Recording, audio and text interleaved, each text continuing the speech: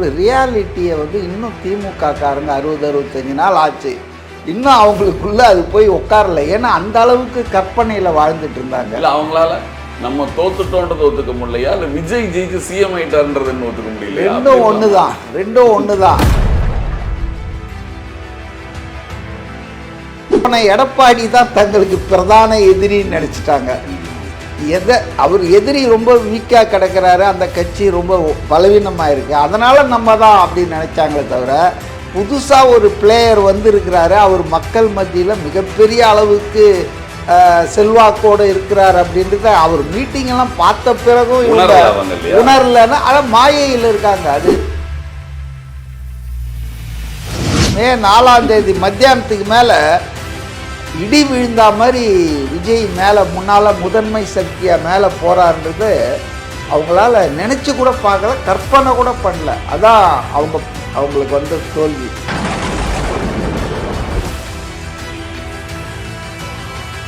ஒன்றிய அரசு திராவிட மாடல் 2.0 இதெல்லாம் போன தடவை கருணாநிதி, ஸ்டாலின் இதெல்லாம் வந்துங்க யாரோ ஒரு அட்வர்டைஸ்மெண்ட் கம்பெனி தான் இவங்கள மார்க்கெட்டிங் கம்பெனி இப்படி பேசினா நல்லா இருக்கும்னு ஏதோ பண்ணி இவங்கள முட்டு சந்தில் கொண்டு போய் இறங்கிட்டாங்க. பிஜேபியோட டிஎம்கே அலைன்ஸ் போகிறதுக்கான வாய்ப்புகள் இருக்கு. ஏங்க இதை நான் மே மாதமே சொல்லிட்டேங்க. எதிர்காலத்தில் தமிழ்நாட்டில் தாவேகா மிகப்பெரிய சக்தி ஆகிடும். அதனுடைய கூட்டணி இப்போ வலுவாக இருக்குது.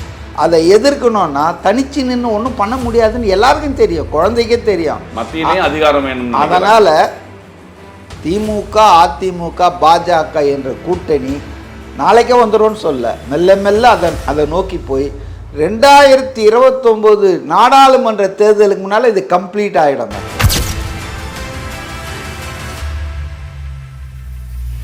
கைதான அந்த மார்க்கண்டேயன் எம்எல்ஏ பையனுடைய பிரச்சனைகளை பார்த்து ஏங்க இதெல்லாம் பாவம். நீங்க சொன்னீங்க நாங்களாம் எங்க அப்பாவோடையும் தொகுதி மக்களுக்கு எங்க அப்பா இருக்காரு அப்படின்னு ஒரு சின்ன பிள்ளை மாதிரி ஒரு பேச்சு. அதாவது இத்தனைக்கும் அந்த தம்பி வந்து ரொம்ப சின்ன வயசுல அவருக்கு எதிர்காலம் இருக்கு, லா படிக்கிறாராம் டெல்லியில்.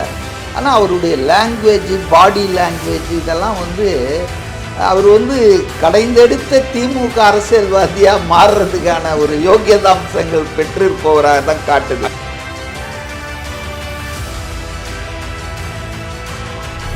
மார்க்கண்டேயன் பேசுறது வன்முறையை தூண்டுகிற அளவுக்கு இருக்கு. ஒரு மாநிலத்தின் முதலமைச்சரை ஒருமையில் விழிச்சு அவன் இவன்லாம் பேசுகிறாரு. ரெண்டாவது வந்து கையை உடைப்பேன் அப்படின்லாம் பேசுறது வந்துங்க, அது வந்து கிரிமினல் இன்டென்ஷன்.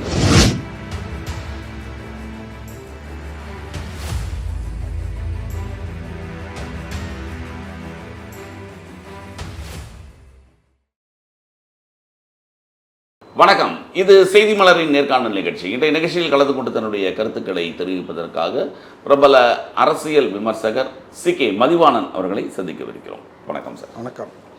இன்னைக்கு தமிழகத்தில் நடைபெற்று கொண்டிருக்க முக்கிய செய்தியாக தாவேகாவுக்கும் திமுகவுக்கும் எதிராக நடக்குவ ஒரு போர் அப்படின்ற சொல்கிற மாதிரி இருக்குது.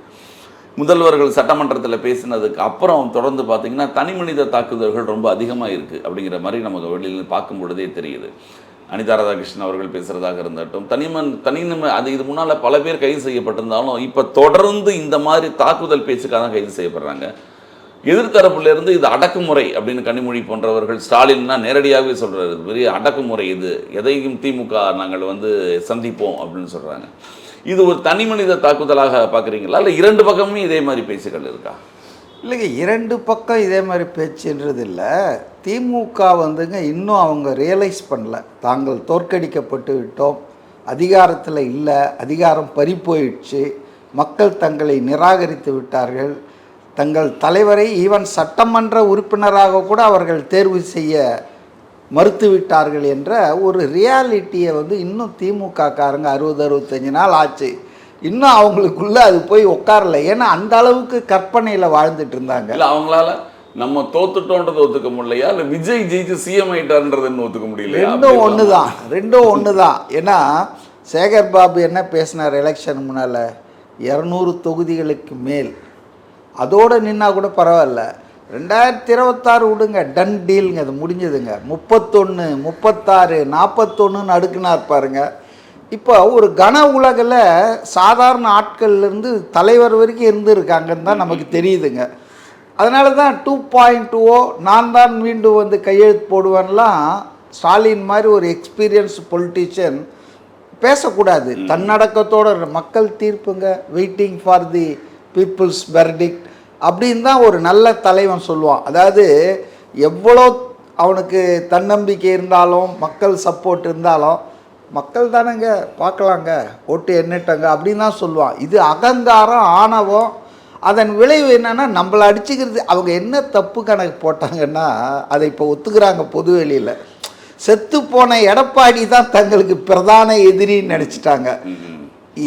அவர் எதிரி ரொம்ப வீக்காக கிடக்கிறாரு, அந்த கட்சி ரொம்ப பலவீனமாக இருக்குது, அதனால் நம்ம தான் அப்படின்னு நினச்சாங்களே தவிர புதுசாக ஒரு பிளேயர் வந்திருக்கிறாரு, அவர் மக்கள் மத்தியில் மிகப்பெரிய அளவுக்கு செல்வாக்கோடு இருக்கிறார் அப்படின்றத அவர் மீட்டிங்கெல்லாம் பார்த்த பிறகும் உணரலைன்னா அதான் மாயையில் இருக்காங்க. அது இந்த பெண் நிறுவனம் கட்டி அமைச்சாங்க, அதுக்கு ஊடகங்கள் துணை போனதும் ஒரு காரணம். ஏன்னா அவங்களும் ஊடகத்தை பார்க்குறாங்கல்ல. இப்போ இவங்க ஊடகத்தை மக்களுக்காக செட் பண்ணாங்க. இப்போ ஊடகம் எல்லாம் நல்லா இருக்கு, all is well, all is well அப்படின்னு சொல்லிட்டே இருக்கான். இப்போ இவங்களாம் ஊடகத்தை பார்ப்பாங்கல்ல. ஊடகம் என்பது ஒரு கால கண்ணாடிங்க. It should reflect the will of the people.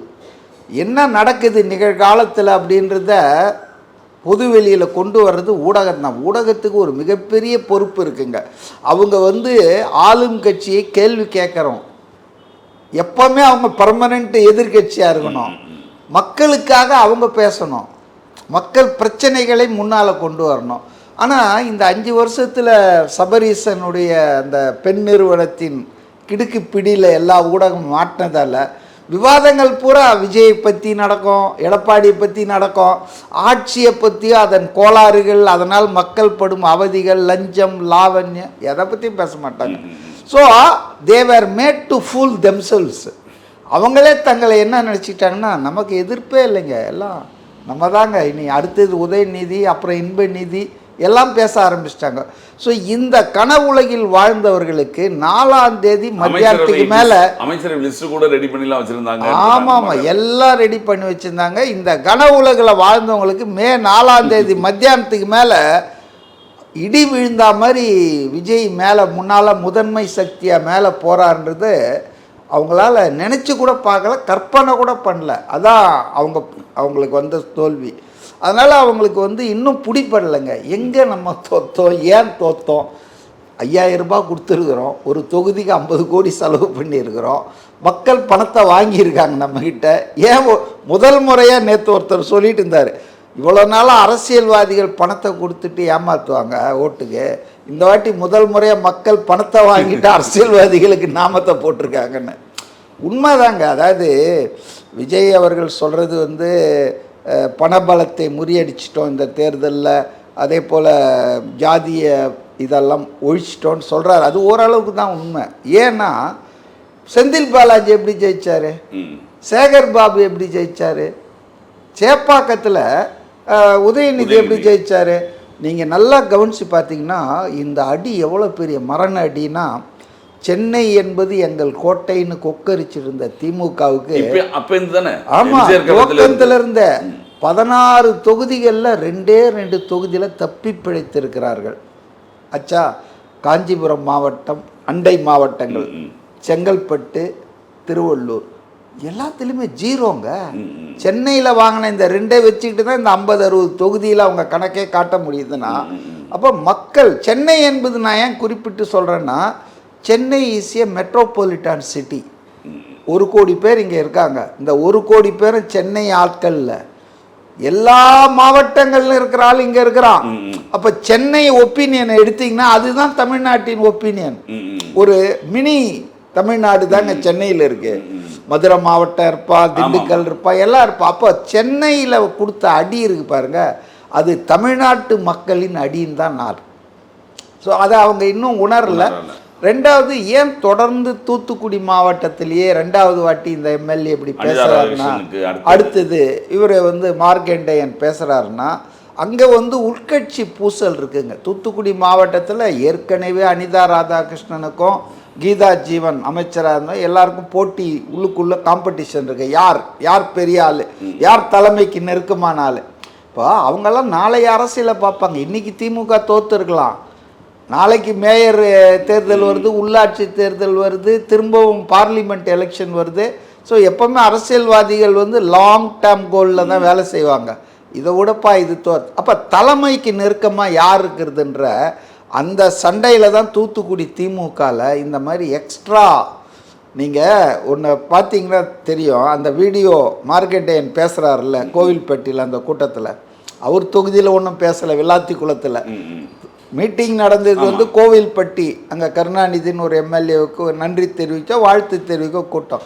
அதுக்கு ஆர்எஸ் பாரதி அறிவாலயத்திலேருந்து போயிருக்காரு. ஆர்எஸ் பாரதி எவ்வளோ பவர்ஃபுல்லான ஆள் திமுகவில் அப்படின்னு நமக்கெல்லாம் தெரியும்.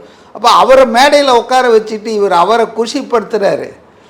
இப்போ நான் ஒரு நல்ல தலைவன்னா சட்டை பிடிச்சி இருப்பேன், இதெல்லாம் பேசக்கூடாது, நான் மேடையில் உட்காந்துட்ருக்கேன். அவங்க ரசிக்கிறாங்க. அவங்களே அப்படி தானே பேசுகிறாங்க. அதாங்க, அதாவது இந்த அளவுக்கு மோசமாக பேசலை, கையை காலை உடைக்கிறேன்னு பேசலை. அதாவது சோப்பா மாடல் ஆட்சின்னு இவர் எழுதின கிளிப்புள்ள மாதிரி சொல்லுவார் உதயநிதி. இவர் டெக் டைவர்சன் ஆட்சின்னுவார். என்ன எவன் சொல்லி கொடுத்தான் இந்த 2.0 மாடல், திராவிட மாடல்? நாங்கள் அன்றைக்கே இவனுங்களுக்கு சனியம் பிடிச்சிடுச்சுங்க. கருணாநிதி இது வரைக்கும் அப்படி சொல்லியிருக்காரா? போன கவர்மெண்ட் தானே புது புது வார்த்தைகள்லாம் வந்தது. 2021 தானே ஒன்றிய அரசு திராவிட மாடல் 2.0 இதெல்லாம் போன தடவை கருணாநிதி, ஸ்டாலின் இதெல்லாம் வந்துங்க யாரோ ஒரு அட்வர்டைஸ்மெண்ட் கம்பெனி தான் இவங்கள மார்க்கெட்டிங் கம்பெனி இப்படி பேசினா நல்லா இருக்கும்னு ஏதோ பண்ணி இவங்கள முட்டு சந்தில் கொண்டு போய் இறங்கிட்டாங்க. இப்போ பாருங்கள், பாஜக எதிர்ப்பு தான், நாங்கள் தான் இந்தியாவிலேயே, இந்தியா கூட்டணிக்கே தலைமை தாங்குகிற தகுதி ராகுல் காந்தியை விட மு.க. ஸ்டாலின் ஒன்று எவ்வளோ பேர் பேசிகிட்டு இருந்தாங்க. இன்றைக்கி என்ன பார்த்தீங்களா, அமித்ஷா காலில் போய் விழ போகிறாங்க. அதான் கேட்கணும்னு நினச்சேன், பிஜேபியோட டிஎம்கே அலைன்ஸ் போகிறதுக்கான வாய்ப்புகள் இருக்குன்னு. ஏங்க இதை நான் மே மாதமே சொல்லிட்டேங்க. எதிர்காலத்தில் தமிழ்நாட்டில் தாவேகா மிகப்பெரிய சக்தி ஆகிடும். அதனுடைய கூட்டணி இப்போ வலுவாக இருக்குது. அதை எதிர்க்கணும்னா தனிச்சு நின்று ஒன்றும் பண்ண முடியாதுன்னு எல்லாருக்கும் தெரியும், குழந்தைக்கே தெரியும். மத்தியிலேயும் அதிகாரம் வேணும். அதனால் திமுக, அதிமுக, பாஜக என்ற கூட்டணி நாளைக்கே வந்துடும்னு சொல்ல, மெல்ல மெல்ல அதை நோக்கி போய் 2029 நாடாளுமன்ற தேர்தலுக்கு முன்னால் இது கம்ப்ளீட் ஆகிடுங்க. ஏன்னா they need a prime minister candidate. யாரோ சொல்லுவாங்க, போன முறை பழனிசாமி யாரோ சொன்னார், சொல்ல முடியல, அதனால தான் தோற்று போனார், படுதோல்வி அடைஞ்சார். அதனால் வந்துங்க பாஜகவோடு போய் சேருவாங்க. அப்போ இவங்க பேசின பேச்செல்லாம் இவங்களை துரத்துமே.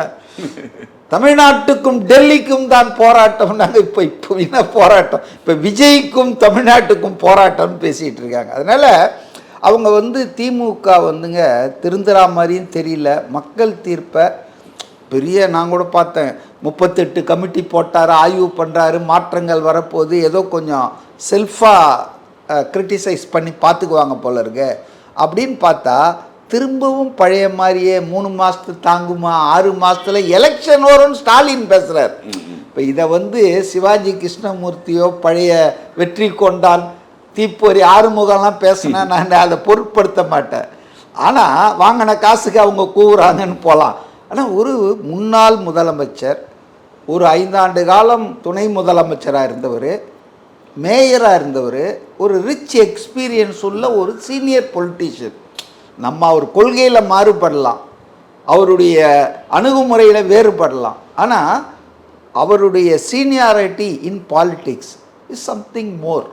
நேற்று ஒரு நண்பர்கிட்ட பேசிகிட்டு இருக்கும்போது நான் சொன்னேன், இப்போது மு.க. ஸ்டாலின் வந்து ஒரு திமுகவின் தலைவர் என்ற முறையில் அவருடைய சட்டமன்ற உறுப்பினர் ஒருவரை ரைட்டா ராங் காவல்துறை கைது பண்ணி அடைச்சிட்றாங்கன்னா சும்மா உட்காந்துருக்க முடியாது. அப்போ அவர் ஒரு அறிக்கையை விட்டு தான் ஆகணும். அதில் வந்து அவருக்கு வந்து இது ஜனநாயகம் இல்லை, அது இல்லை, இது இல்லை, சாத்தான் ஆட்சியா சட்டத்தின் ஆட்சியா அப்படின்லாம் கேட்டு தான் ஆகணும். I understand is predicament. ஆனால் அவருடைய எக்ஸ்பீரியன்ஸுக்கு கடைசியாக ஒரு வரி சேர்த்துன்னு தான் நல்லா இருந்திருக்கும். என்னன்னு கேட்டார், இவ்வளோ எழுதிட்டார், கடைசியாக நமது உடன்பிறப்புகள் அண்ணாவினுடைய கொள்கைப்படி கடமை கண்ணியம் கட்டுப்பாடோடு நடக்கணும், முதல்வர், தமிழ்நாட்டுக்கு முதல்வர், அவரை ஒருமையில் பேசுவதோ இது மாதிரி வன்முறை தூண்டும்படி பேசுவதோ பொது மேடைகளில் தவறு, அதை தவிர்க்க வேண்டும் அப்படின்னு ஒரு வார்த்தை சேர்த்துருந்தார்னா கண்டிக்க கூட வேணாம். இனிமேல் இதெல்லாம் தவிர்க்கணும் நமது தொண்டர்கள் உடன்பிறப்புகள்னு போட்டிருந்தாருன்னா ஓகே, பரவாயில்லப்பா, அவங்க ஆட்களுக்கு அட்வைஸ் பண்ணுறாருப்பா அப்படின்னு இருக்குப்பா. ஏன்னா ராஜா வந்து பொது மேடையில் அவரை வச்சுக்கிட்டு ராஜாஜி இருந்த நாற்காலியில் காமராஜா இருந்த இடத்துல நாதாரிங்கெல்லாம் வந்து உக்காந்துட்டாங்கன்னு சொல்லி பேசினார். அவர் அதுக்கு எந்த மறுப்பும் தெரிவிக்கல. ஆனால் பெரிய கண்டனங்கள் வந்த உடனே அவர் ஒரு ட்விட்டரில் பொதுவாக இப்படியெல்லாம் பேசக்கூடாது, நாகரிகத்தோடு நாம் நடந்து கொள்ள வேண்டும்னு ராஜாவுக்கு கூட இல்லை, பொதுவாக to whom so ever concern அப்படின்னு மாதிரி போட்டு விட்டார். அப்போது நம்ம கட்சிக்காரங்களை நம்ம நெறிப்படுத்த வேண்டும். எதிர்கட்சியை ஆளுங்கட்சி திட்டுறது உங்கள் கடமை, நான் அதை ஒத்துக்கிறேன். சும்மா இருக்க முடியாது, நீங்கள் பாராட்ட முடியாது. ஆனால் உங்கள் கட்சிக்காரர்கள் தப்பு பண்ணியிருக்காங்க, அவங்களுக்கு ஏதாவது ஒரு மெசேஜ் கொடுக்கணும்ல, அதை செய்யல அவர். அதனால தான் நான் என்ன இவங்களே இந்த மாதிரி நிறைய பேச்சுகள் வரணும்னு நினைக்கிறாங்களோ இருக்கலாம். ஏன்னா ராஜால் வந்து எல்லாரும் இந்த மாதிரி பேசுகிறதால ஆர்எஸ் பாரதி இவன் இந்த மாதிரி அதே இது எக்ஸ்சிஎம்ஏ வந்து 6 மாசத்துல தேர்தல் வரும்னுலாம் பேசுறாருன்னா விவரம் இல்லாத ஒரு பேசுகிற ஏதாவது இதனால தொடர்ந்து கைதுகள் 91 ஒரு நாள் சட்டம் ஒழுங்கு அதாவது அப்படின்னு நினைக்கலாம். அதான் டேக் டைவர்ஷன் சொல்கிறாருல்ல அவர். இந்த அரசு வந்து டேக் டைவர்ஷன் அதை செய்யறது இப்போ ஸ்டாலின் தான். ஏன்னா they have to divert government அட்டென்ஷனை, மீடியா அட்டென்ஷனை டைவர்ட் பண்ணோம். எதுலேருந்து? தொடர்ந்து ஊர்வலமாக வருது ஊழல் புகார், டெண்டர்கள் ரத்து, எல்லாம் ஓடிட்டுருக்காங்க.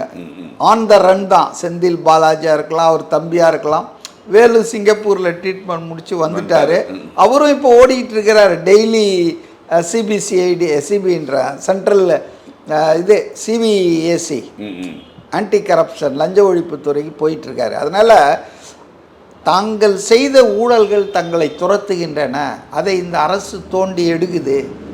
எல்லாம் வந்து 100 ரூபாய் 200 ரூபாய் ஊழல் இல்லை, எல்லாம் 1000 கோடி 5000 கோடி. ஒன்றும் இல்லை. இன்றைக்கி நான் செய்தி பார்த்துட்டு இருந்தேன். மேயர் பிரியா ஒரு டெண்டரை அப்ரூவ் பண்ணியிருக்காங்க. 60 லட்சம் ரூபாயில் பிரிண்டர் வாங்கணும் அப்படின்ட்டு.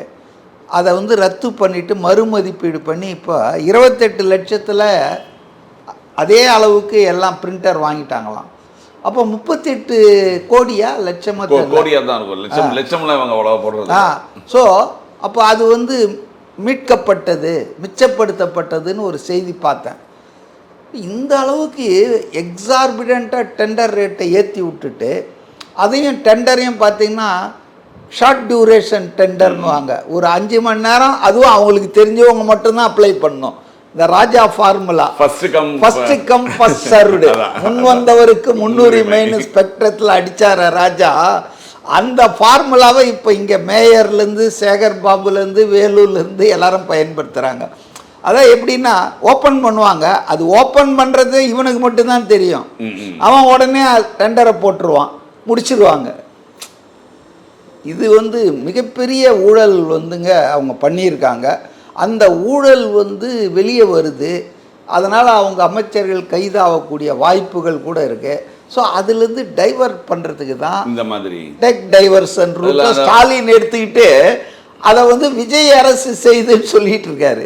இல்லை, அதில் அவர் கைதான அந்த மார்க்கண்டேயன் எம்எல்ஏ பையனுடைய பிரஸ் மீட்ல பார்த்து ஏங்க இதெல்லாம் பாவங்க. அந்த நீங்கள் சொன்னீங்க, நாங்களாம் எங்கள் அப்பாவோடையும் தொகுதி மக்களுக்காக எங்கள் அப்பா இருக்காரு அப்படின்னு ஒரு சின்ன பிள்ளை மாதிரி ஒரு பேச்சு. அதாவது இத்தனைக்கும் அந்த தம்பி வந்து ரொம்ப சின்ன வயசில் அவருக்கு எதிர்காலம் இருக்குது, லா படிக்கிறாரான் டெல்லியில். ஆனால் அவருடைய லாங்குவேஜ், பாடி லாங்குவேஜ் இதெல்லாம் வந்து அவர் வந்து கடைந்தெடுத்த திமுக அரசியல்வாதியாக மாறுறதுக்கான ஒரு யோகியதாம்சங்கள் பெற்றிருப்பவராக தான் காட்டுது. அந்த வீடியோ போல ஒரு படித்தவரா ஒரு பண்புள்ளவராக பேசலை அவர். அதான் அப்பா அரசியல்வாதி, ஓகே, அவர் பேசிட்டாரா. இப்போ நீங்கள் யூஆர்ஏ கிராஜுவேட்டு, லா கிராஜுவேட் ஆக போகிறீங்க. இதுலேருந்து எனக்கு என்ன புரியுதுன்னா வன்மத்தை விதைச்சிருக்காங்க, வெறுப்பு அரசியல். இப்போ I can oppose mister Stalin on policies, on politics, but அவருடைய நல்ல விஷயங்கள், கான்ட்ரிபியூஷன், அவருடைய சிம்பிள் லிவிங் இதெல்லாம் நான் வந்துட்டு எதிர்க்க முடியாது. ஆனால் இந்த ஆள் எதை சொன்னாலும் எதிர்க்கணும், இவரை ஒழிச்சாதான் நமக்கு எதிர்காலம்ன்ற அளவுக்கு திமுக காரங்க வந்துட்டு, இவங்கெல்லாம் எதுவும் பண்ண மாட்டாங்க. அதாவது இவங்கெல்லாம் கொஞ்சம் மெச்சூர்டு லீடர்ஸு, கையை உடைப்பேன்னு சொல்லுவாரே தவிர ஆக்சுவலாக உடைக்க மாட்டார். ஆனால் இவர் சொல்கிறதை கேட்டு எவனா ஒரு இளம்பிள்ளை குரோதத்தில் போய் இது மாதிரி வன்முறையில் ஈடுபட மாட்டான், அதுக்கு முயற்சி பண்ண மாட்டான் அப்படின்னு ஏதாவது இதை எப்படி அவங்க கனிமொழி போன்றவர்கள் வந்து இந்த பேச்சு ஒன்றும் ஒரு மீட்டிங்கில் தான் பேசினார், இதுக்கே அடக்குமுறை அப்படின்னு கேட்குறாங்க. ஒரு சட்டமன்றத்துக்கு நுழைஞ்சா எலும்ப உடைப்பேன் அப்படிங்கிறது வந்து எவ்வளோ ஒரு சாதாரண ஒரு பேச்சு கிடையாது. அதாவது சில பேருங்க சொல்கிறாங்க, எங்கள் அவதூறு வழக்கெல்லாம் கைது பண்ணா எப்படிங்க, அவதூறு வழக்கு அது கோர்ட்டில் கேஸ் போடட்டும், அது நீதிமன்றம் தீர்ப்பு கொடுக்கட்டங்கன்றாங்க. I also agri. தொட்டது தொடச்சதுக்கெல்லாம் கைது பண்ண ஆரம்பித்தா பாதி பேர் நாட்டில் ஜெயிலில் தான் இருப்பான். ஆனால் மார்க்கண்டேயன் பேசுறது வன்முறையை தூண்டுகிற அளவுக்கு இருக்குது. ஒரு மாநிலத்தின் முதலமைச்சரை ஒருமையில் விழித்து அவன் இவன்லாம் பேசுகிறாரு. ரெண்டாவது வந்து கையை உடைப்பேன் அப்படின்லாம் பேசுகிறது வந்துங்க, அது வந்து கிரிமினல் இன்டென்ஷன் இருக்குங்க, வெறும் டிஃபமேஷன் இல்லை.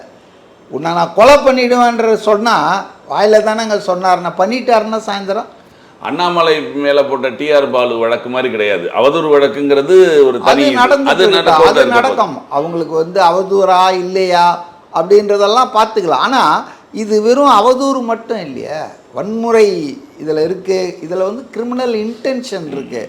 ஸோ அதனால் போலீஸ் வந்து நடவடிக்கை எடுத்திருக்காங்க, ரிமாண்ட் கொடுத்துருக்காங்க. மேஜிஸ்ட்ரேட் தானே ரிமாண்ட், போலீஸ் கேட்டதெல்லாம் கொடுத்துருவாங்களா? இப்போ அனிதா ராதாகிருஷ்ணன் கேட்டாங்க, கொடுத்தாங்களா?